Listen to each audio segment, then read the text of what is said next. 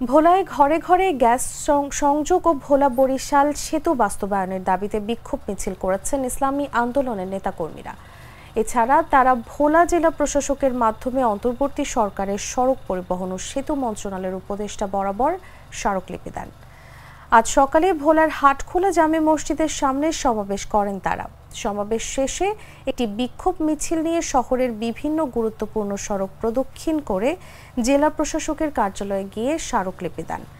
এ সময় বক্তারা বলেন, ভোলায় ৩টি গ্যাস ক্ষেত্র ও ৯টি কূপে বিপুল পরিমাণ প্রাকৃতিক গ্যাস রয়েছে, অথচ ভোলার সদর পৌরসভা এলাকায় ২,৩৭৬টি এবং বোরহানউদ্দিন পৌরসভা এলাকায় 5টি গ্যাস সংযোগ দেওয়া হয়েছে। এখনও ভোলার প্রতিটি ঘরে ঘরে গ্যাস সংযোগ দেওয়া হয়নি, কিন্তু ভোলার গ্যাস ইন্টারকোর মাধ্যমে নিয়ে যাওয়া হচ্ছে ঢাকায়।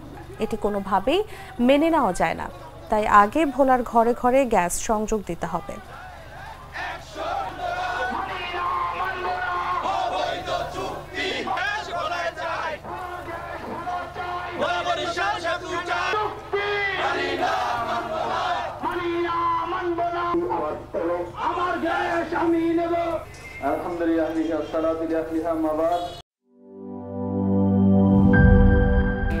স্যার, আমাদের নতুন প্রোডাক্ট সিক্সার্স।